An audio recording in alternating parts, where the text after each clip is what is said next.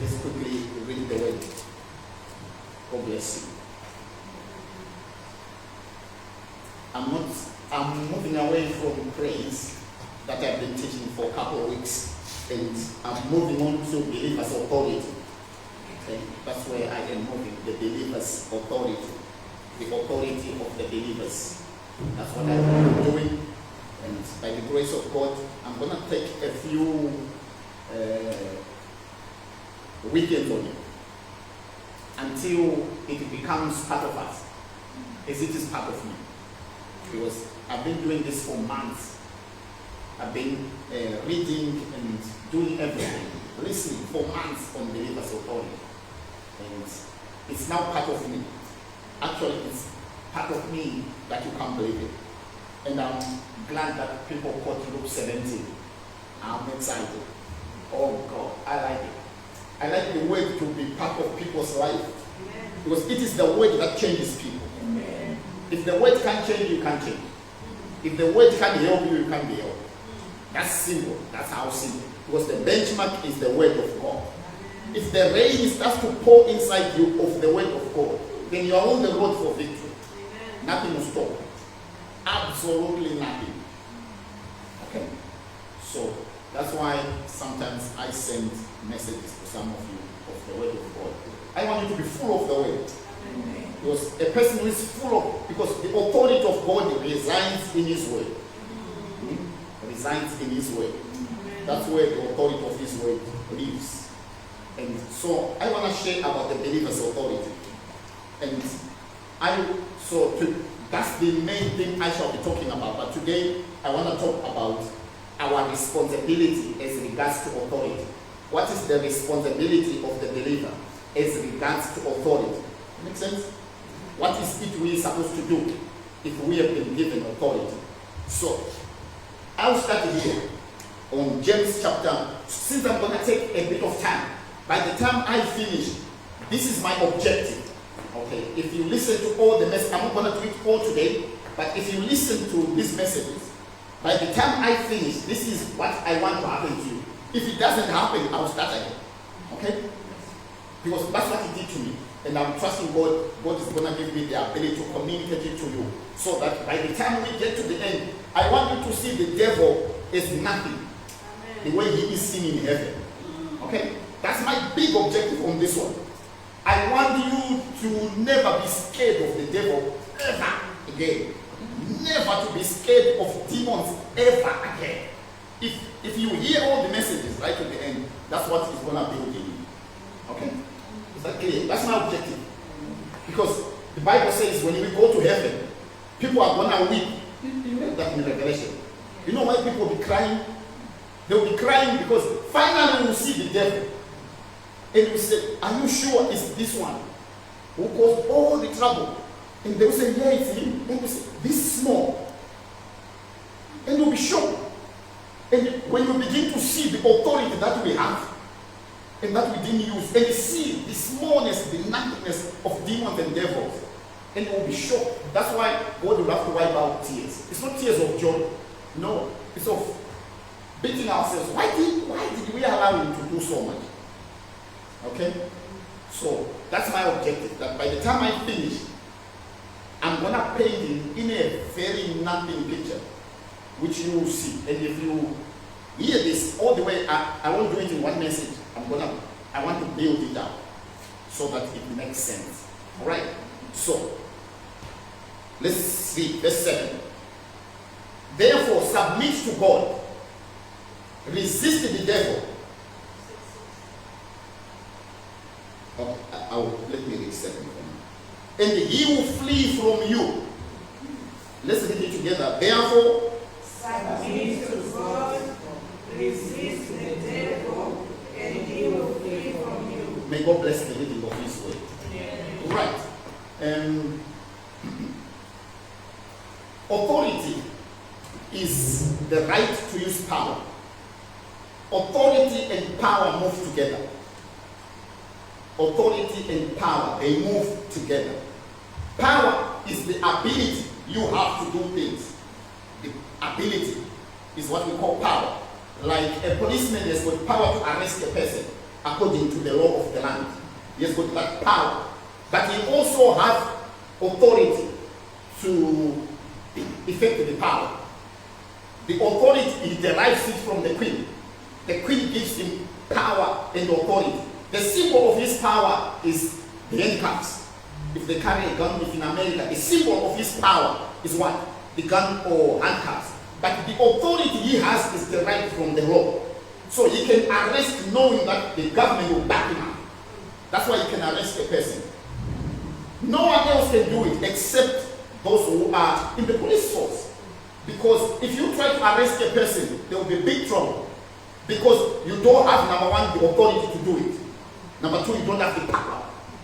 You lack that, you have none of the two. So, power is the ability to be able to do something. The ability, okay, to be able to do it. Authority is where you derive your power. It gives you the sanction that you are able to do it. Okay? Even if a policeman stops you on the road, he can actually stop the whole street or the whole road of cars, full of cars, and they will stop because of one policeman. Do you know why they stop? Because he carries authority. The authority is not written on him, but everybody sees the uniform and he knows this guy can do this.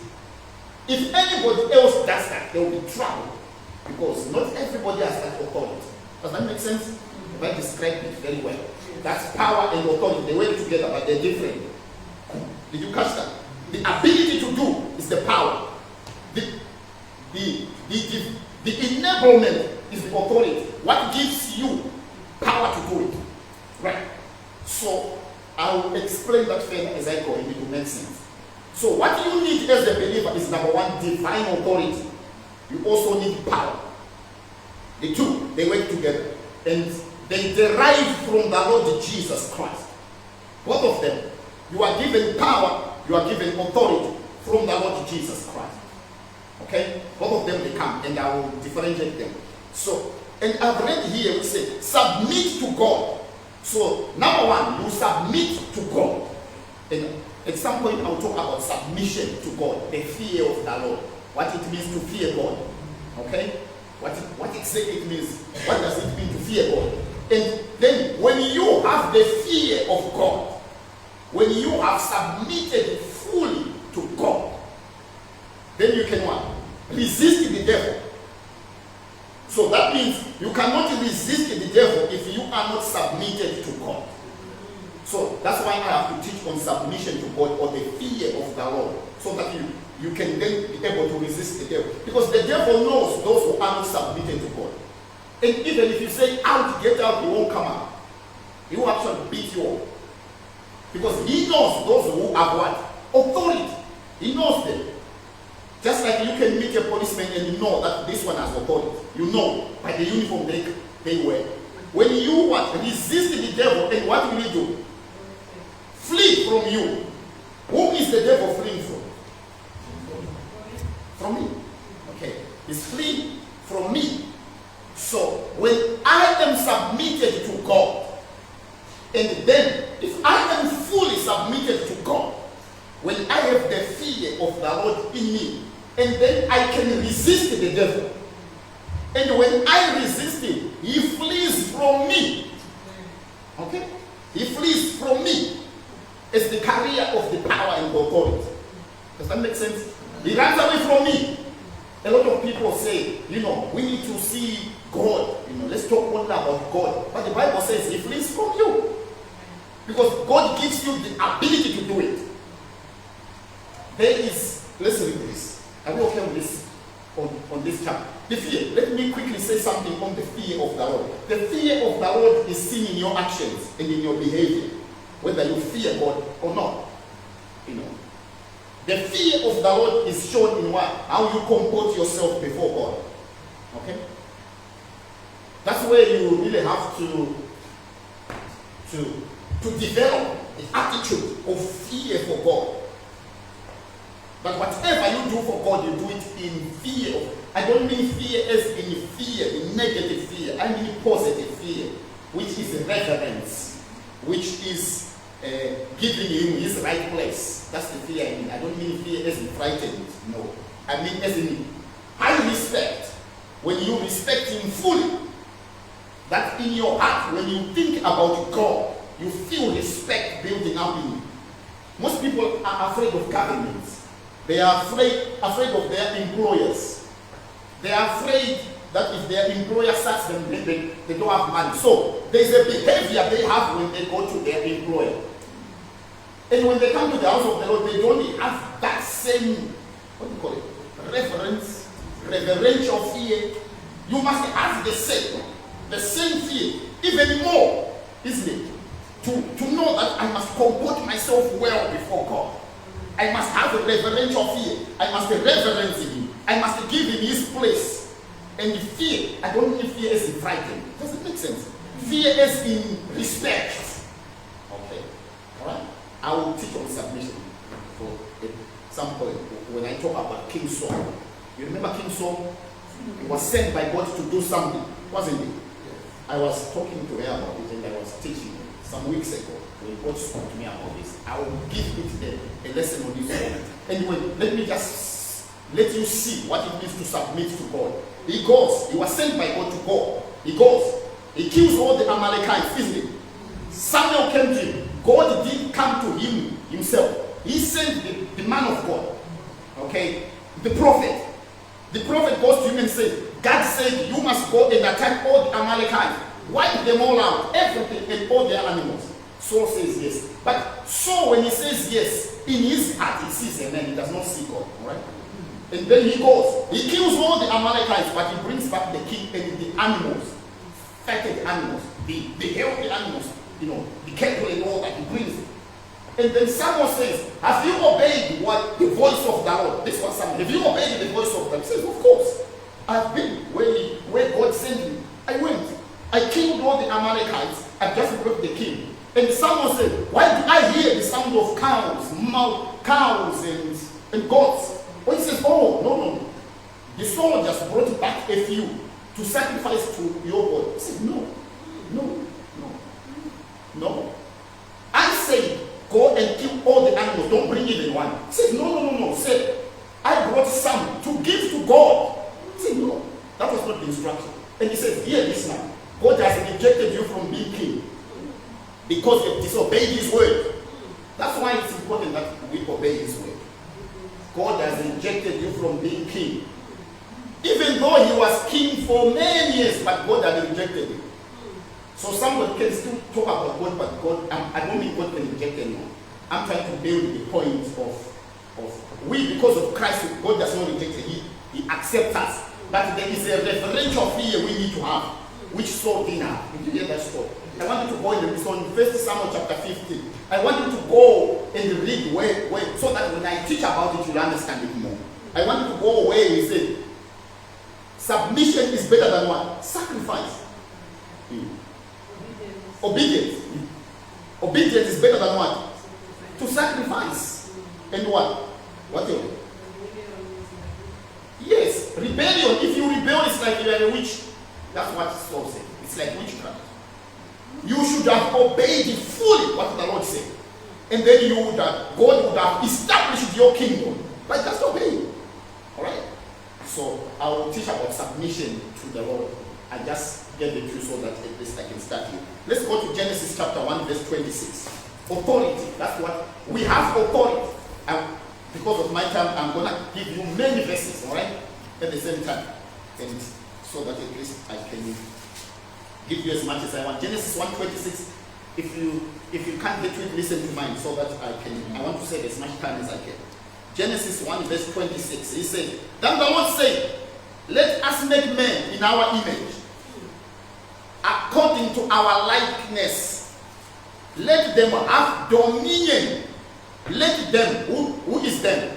Human beings. Let us make men in our likeness. And let these men have dominion. Dominion is power plus authority joined together. Let them rule. Let them have dominion. Over what? The fish of the sea, the birds of the air, over the cattle, over all the earth, over all, that's the bit I want, over all the earth. Let them have dominion over all the earth. Then what I really want you to see is when God gave this authority to Adam and Eve, he gave them authority over the earth. God didn't give authority to spirits over the earth. And demons are spirits. Satan is a spirit. God didn't give demons and spirits authority over the earth. He gave human beings authority and dominion and power over the whole earth. That means if a spirit comes, okay, a spirit is one who does not have flesh and bones. Demons and Satan and angels have no body like man. They are spirit beings. But if you see them, they look like me. I mean, they are human. They carry human bodies. Some of them, they don't carry human bodies, but majority of them carry human bodies. You know, yesterday somebody was telling me about an angel hovering over them. Okay. That's it. That's the sound. When you see it, when you see an angel or see a demon, they appear like human beings because they adopted the body of a human being, but they are spirits. Okay? So, spirits have no authority or dominion on the earth. Did you hear that? Spirits have no authority or dominion on the earth. They're not allowed to exercise authority on the earth. For one reason, they don't have flesh and bone. That's the reason why they are not allowed. They can't be allowed to do anything to you. Because next week I want to build this thing very well. Why a demon can oppress you. Okay? I want to build it very well so that you really understand that a demon, if it's oppressing you, there is something you're doing to give that devil authority. Because they don't have it. So let me put it this way, if a spirit comes to torment you, are you listening to me? Listen very well, listen very attentively on this one. If a demon comes to torment you or to block something for you or to do something, they are not allowed to come and block it. Okay? So they will first come to you and sell you a story. Okay? I don't know how they sell the story. When they sell the story, you agree to it and give them your authority to torment you. So it's your authority they use to do this. Spirits don't have authority on the earth. And even if I were to finish here and talk about this until an hour, until everyone comes out of that door knowing that demons cannot oppress me, until I give them the power to do it. And on one lesson, I'm going to teach how you give them authority so that you know. So they can't. They don't have it. It's only human beings who have flesh and bone who are allowed to exercise authority and power on the earth. He says, let them have dominion over all the earth. What it means is, if a spirit leaves the heavens, okay, when I say heavens, I mean the second heaven and the heaven where God lives, the third heaven. If a spirit leaves the heavens and it comes onto the earth, immediately they don't have authority. Immediately they lose their authority and power. So they have to depend on me, a human being. That's why you hear that they are witches, isn't it? The witches are human beings, and a spirit will enter that witch and they torment you. Because they can't torment you as a spirit. They will need a human being to be able to carry out their activities. Does that make sense? Even God himself is not allowed to come and intervene in your life. Because he's a spirit also. He's not allowed. He made the laws himself when he created the earth, that no spirits can come and intervene on earth except by authority from a man. So if God wants to intervene in your life, he will have to hear from you inviting him to come. Okay? That's what we call prayer. Is that what we call prayer? Prayer is only giving God authority to come and intervene. If you don't give him that authority, he won't come. He will see you dying and he will be watching, saying, I'm not allowed to cross over and help you. Does that make sense? Yeah. Until he gets the authority. Even Satan does not have that power and authority. If God doesn't, the creator of the whole earth, you know why he doesn't? He's not allowed by the laws he made. Because he said, let men have dominion over the earth, and by that he excluded himself. He excluded all angels, he excluded devils, he excluded everybody who is a spirit from having authority on the earth, except Adam and his children, because they carry bodies like we have. Even if I were to stop you, that's why I don't care about devils.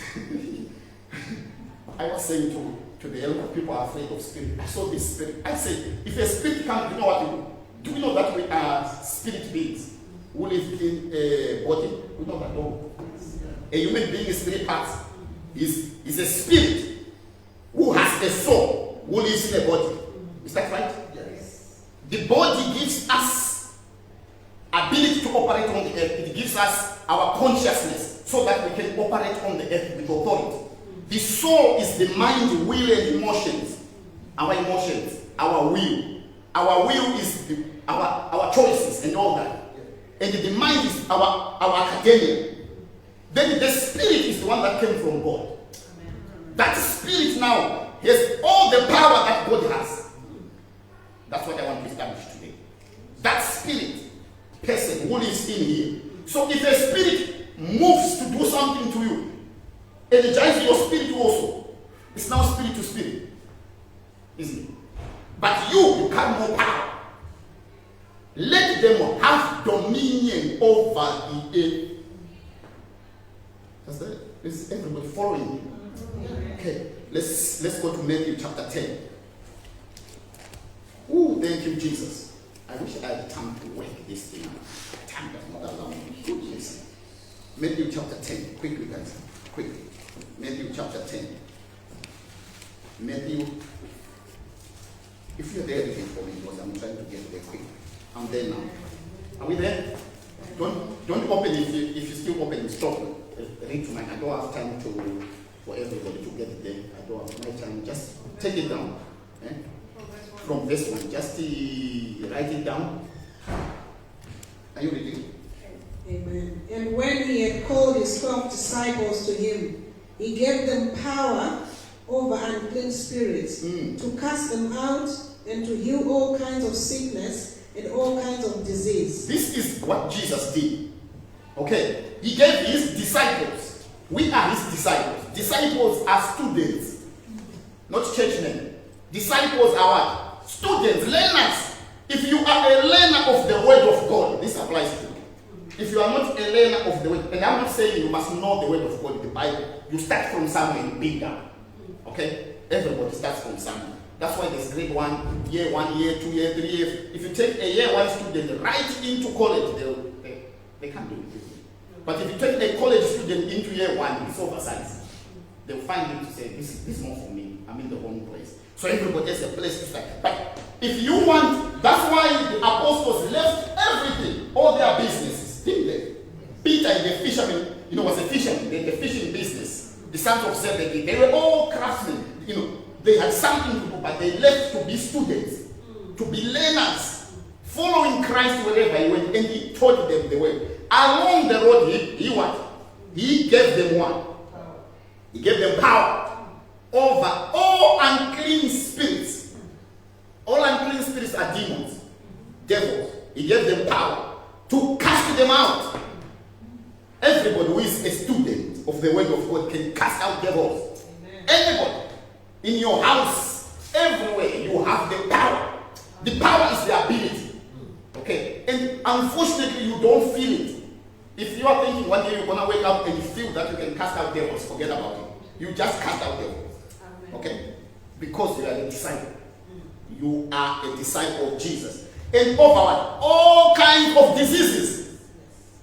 Over all manner of sicknesses. All of them.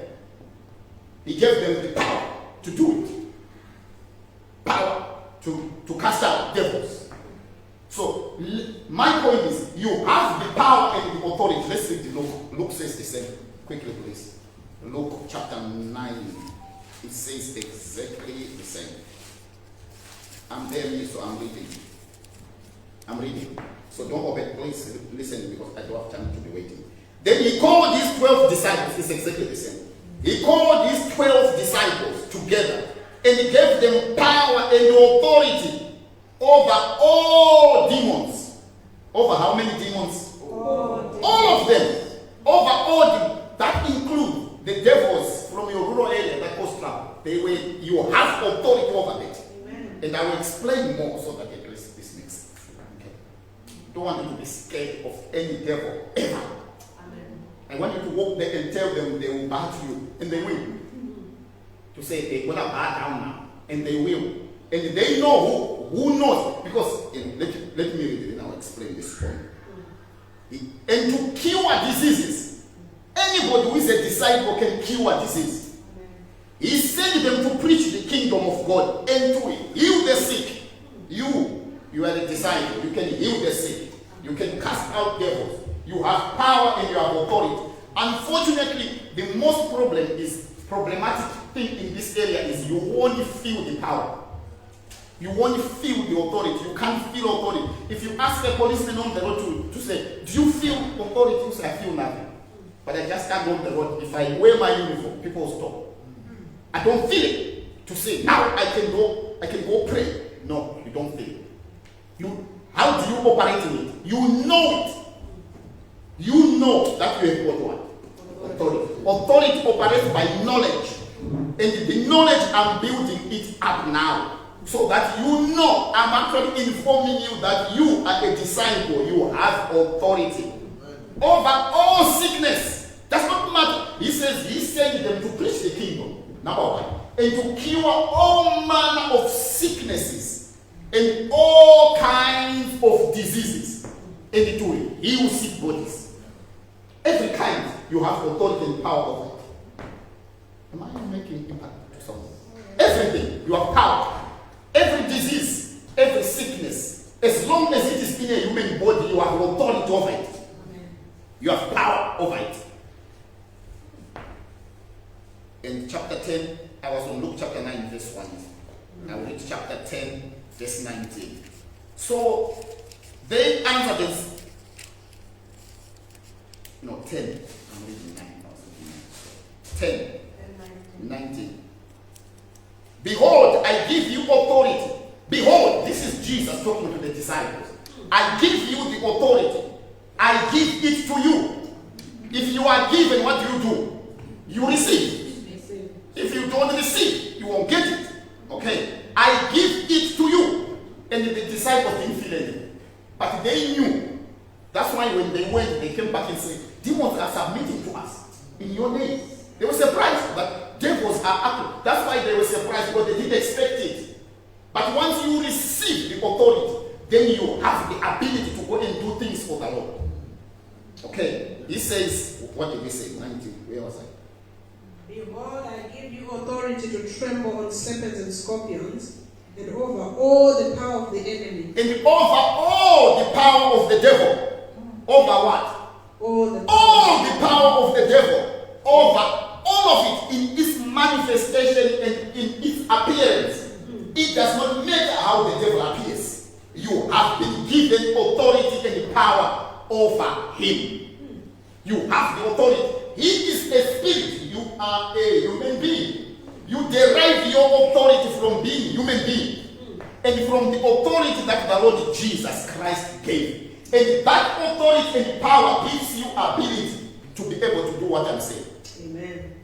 Are you here? Amen. Where did she go? What happened? I wanted to hear this. Yeah? She went to the children. What's happening in the children?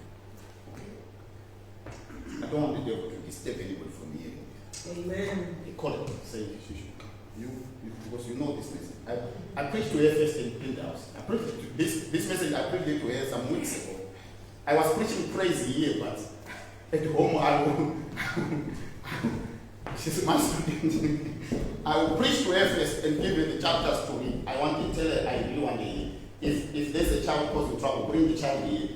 I want her to hear this. I don't want the devil to cause it. I know his tricks. I've been in this game for a few years. I know how he does it. In the church, children can start to cry and then disturb everything. By the time you go home, if you ask you, what was the message? I'm not sure. I'm not so sure. That means your knowledge has been stolen. Because if the devil can steal knowledge, he has stolen your power. Yes. Eh? Are you with me? If the devil can steal knowledge, he has stolen power. Yes. Because power is in knowledge. Are you hearing? Yes. If you want power and authority, have knowledge. If you lack knowledge in any area of life, the devil will oppress you. He oppresses you for lack of knowledge. Because next time I will teach that if you lack knowledge, you have given the devil consent that you can approach me and attack me. Just lacking knowledge. If you lack knowledge in healing, the devil will give you disease. If you lack knowledge in deliverance, the devil will give you devils. If you lack knowledge in any area, the devil will oppress that area that you don't have knowledge. The more you have knowledge in that area, the more the devil starts to run away. Because he is scared of disciples. Disciples are students. That's why they followed Jesus for 3.5 years, learning. They were just sitting. They were learning the word. You see? So be a student of the word if you want authority and power. Submit to God, number one. And then you resist the devil. When you resist him, he flees from you. He does not flee from, he flees from you because you carry the grace of God upon you. Let me read my last chapter, which is Ephesians chapter 1. I love Ephesians chapter 1. Most people who have spoken to me know that Ephesians is my favorite. But I want to read verse and I'll finish it here. I don't have time. Ephesians chapter 1.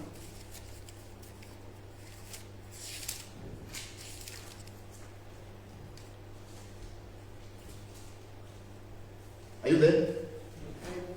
Yes, I really want everybody to be there. I'll wait for you. Then I will read and then you follow. Verse 15. Okay? Therefore, I also, after I heard of your faith in the Lord Jesus and your love for all the saints, do not cease to give thanks for you, making mention of you in my prayers, that the God of our Lord Jesus Christ, the Father of glory, may give to you the spirit of wisdom and the revelation in the knowledge of him. That's the prayer. You need revelation in the knowledge of God. If you have knowledge of God, then you have this ability. It starts to work in you. The eyes of your heart for understanding being opened, that you may know the hope of his calling and what are the riches of the glory of his inheritance in the saints, and what is the exceeding greatness of his power toward us who believe, according to the working of his mighty power, which he worked in Christ when he raised him from the dead, and he seated him at his right hand in the heavenly places, far above all principality and power, might and dominion, and every name that is named, every name, not only in this stage, but also in that which is to come. In simple, what the apostle, the revelation is giving is this. I'll finish on this revelation, then I will carry on next week. And the revelation he is giving is, there is an ability, there is a power that resides or that lives in every believer, in your spirit. It does not live in your brain or in your mind. It lives where? In your spirit person. There is an ability, there is a power. The same power that raised Christ from the dead, that power, God put it inside the church. The same ability, the same power. And what does that power do? It changes situations. Jesus was dead for 3 days and 3 nights, was buried in that tomb. And then on the 3rd day, there is a power that God released from heaven. There is an ability. This power is the power of the Holy Spirit. It descended into the tomb and entered the body of Christ. And Christ rose again from the dead. That same ability, God put it in every child of his who receives Christ as Savior. Are you hearing me? If, as you sit there, you have so much power that the devil is scared of you. Even though you might be scared of him, but actually he is scared of you. And I've proved this for many years. When I arrived, the devil starts to shiver. And I used to wonder why they shiver. Because I didn't have knowledge that I carry so much power. The same kind of power that raised Christ from the dead. And the same kind of power that made him to ascend, to walk in the air and get into heaven. That same kind of power resides in your heart. It lives in you. And if it lives in you, all you need to do is to know. Number one, you need to know and then submit to God. When you submit to God, you resist the devil. How do you resist? I will talk about that.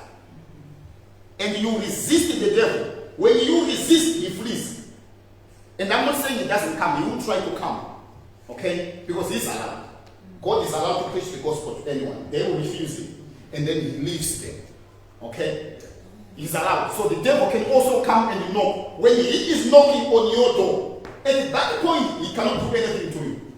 Okay? Until somehow you open the door, and I'll talk about that. When you open the door, he comes forward to steal, to kill, and to destroy. These are the three things he does. He kills, he steals, he destroys. He destroys everything, he steals everything until you have nothing. But how do you stand is to know, number one, in my finish, know that there is a power that is resident inside you. The same power that raised Christ from the dead. The same power that made Christ to ascend, overcome gravity, and walk literally and enter into heaven. The same power lives inside you. Amen. And with that same power, you can resist the devil and he will flee. Amen. If you don't resist, he won't flee. That's the point, isn't it? If you are not resisting, he won't flee. He will keep knocking and knocking until one day you open. He can hang there for years waiting for you to open the door. One day you open the door, he enters, he steals, he kills, he destroys. That's all he does. He doesn't come to be a friend. And you have authority. Jesus says, I give you authority and power. I give it to you. You receive it. How do you receive it? Say, Lord, I agree with the word. By submitting to God, obeying his commands, obeying what he says. When you obey him, then your voice will carry power. You start to speak things and they happen around you. You start to change the situations around you because you carry the power. Are you hearing me? I finish here. Next week, I trust God I will get more time. I need about 40 minutes to really work this thing. Next week, I'm going to talk about Genesis chapter 3. What the devil did to cheat Adam and Eve. And how he took their authority. And how Christ has given it to us. And how we can exercise it. This has given me unshakable authority. I'm not scared of any devil. Anyhow. It may come anyhow. I used to be back in the day when I didn't know. But now, when God taught me this, he taught me for months and months. And I didn't preach it because I really wanted to understand what the Lord was talking about. And now I understand it. And I really want to convey the same. If you forget everything I say today, because it's possible, you go for work on Monday, Tuesday, Wednesday, by on Wednesday, not much will come out. But don't forget this part. That authority on the earth was given to what? To human beings. Not to demons or devils. Or spirits. They are not allowed to carry authority on the earth. Only human beings. The human being is you. Are you hearing me? Yeah. So that means if a devil or demon torments you, there is something you are not doing. Otherwise, it's not allowed. That means he is only using your authority to torment you. If you take back your authority, he stops. Does that make sense? He stops. Immediately you stop. He will stop because you say, I don't allow you to use my authority. I cast you out. And he will leave. But you have to resist him. To resist is to actively enforce your authority. To say, in the name of Jesus, I reject you from doing this. And then he will leave. And you have this power over every disease, over every kind of sickness, over every kind of demon. In the whole earth, you have dominion because you are a human being and you believe in Christ. And the same power that raised Christ from the dead lives in you.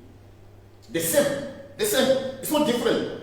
If we were to look at Christ, it's the same ability he gave his children. We, the believers. We have the same kind of ability. May we stand on our feet. Tell the children to come for that. To play with the keyboard. In the name of Jesus. We have the authority. We have the power. I want you to read these chapters if you have taken them again, or listen to this message. It will still be there for the rest, I think it will still be there. And I really want you to follow closely what I shall be saying in the next few weeks about authority. I don't want anybody to be ever scared of the devil ever again. Ever. Ever. Ever. I don't want the devil to ever mess with you ever again. Ever. Ever. I want you to know. I want you to have knowledge So that when you pray, you have knowledge. When you are resisting, you have knowledge. Give me music, young man. When you have knowledge, then you can have power. The power, you already have it inside. You can speak and things can change. The only problem is if you don't know that you can speak and things can change, then you won't speak. You'll be scared of. You are scared of a devil who is scared of you. He has an advantage because he can then oppress you. But if you take back your authority, then he can't oppress you. That's simple. And that's how it works. May God bless you. May this word take root in your heart. Amen. That's my prayer. May the eyes of your understanding of your heart be opened. Amen. Holy Spirit, I depend on you of implanting the word in their hearts. Amen. Let the grace you have given me be implanted in their hearts. Amen. The same measure of grace that you gave me, may it be given to them. May they have ability to speak and things change. May they have the ability to speak in the name of Jesus. I release the same measure of grace on their lives.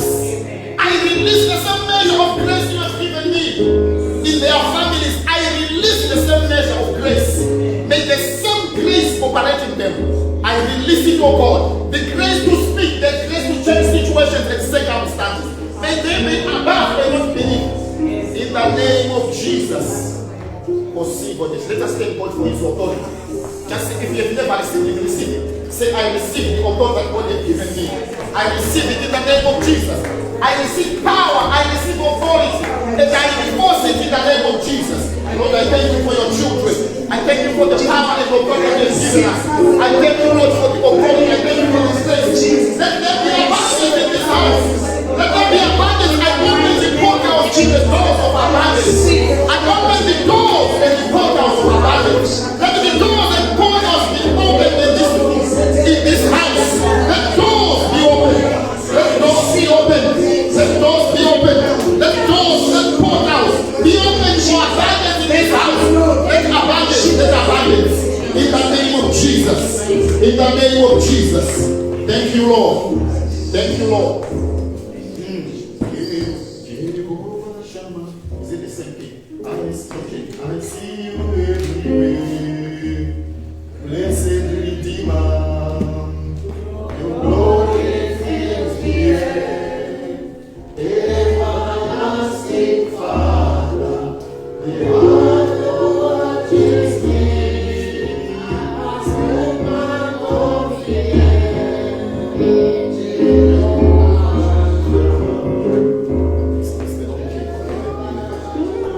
I wanted to find it there, King. Thank you, Jesus. Your glory fills the air. Everlasting Father, the one who watches me. I put my confidence in Jehovah. Thank you, Holy Spirit. We depend on you, Spirit of God. And I thank you for the word, and I thank you for your children. Even as we partake the Holy Communion, we thank you for your grace. Yes, in the name of Jesus. Thank you, Lord. Thank you, Lord. As we partake the communion, we are partaking the life of Christ. His life in abundance. He said on the night he was betrayed, take it. This is my body which is broken for you. Eat it. And he said, do this always in remembrance of me. As we partake of the communion, we partake of his life. The life that God has, eternal life. The life which is above all other lives is the life of Christ. And we partake it through the communion. As we drink of the wine, we partake of his blood.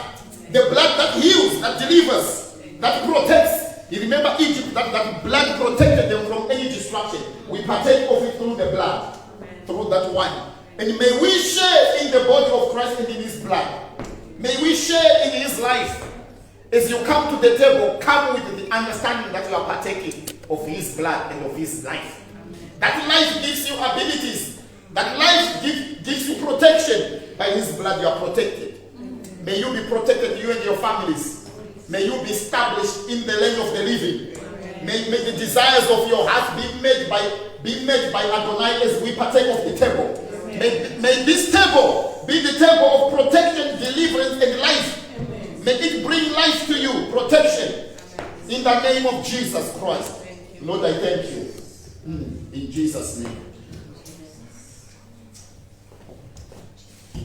By the blood of Jesus.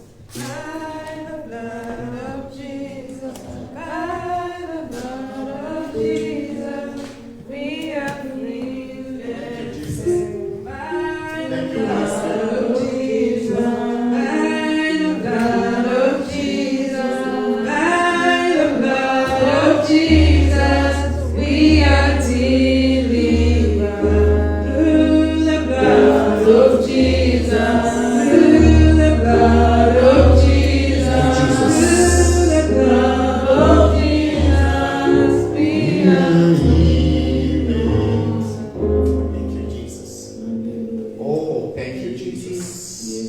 Thank you, Holy Spirit.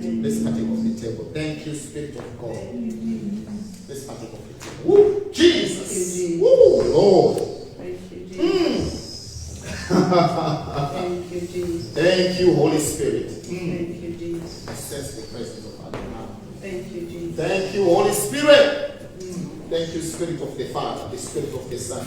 We give you glory, Father. We give you honor. We give you praise. We thank you, Lord, for your love. We thank you, Jesus. You can see that song. By the blood of Jesus, by the blood of Jesus, by the blood of Jesus, we are healed and saved. Through the blood of Jesus, through the blood of Jesus, through the blood of Jesus, we are delivered. By the blood of Jesus.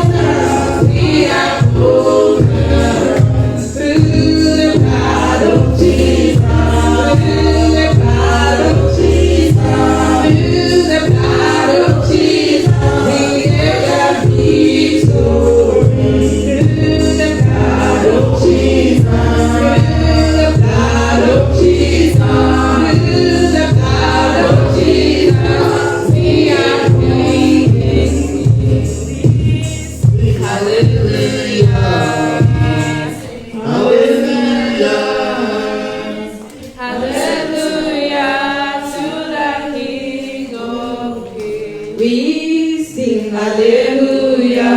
We sing hallelujah.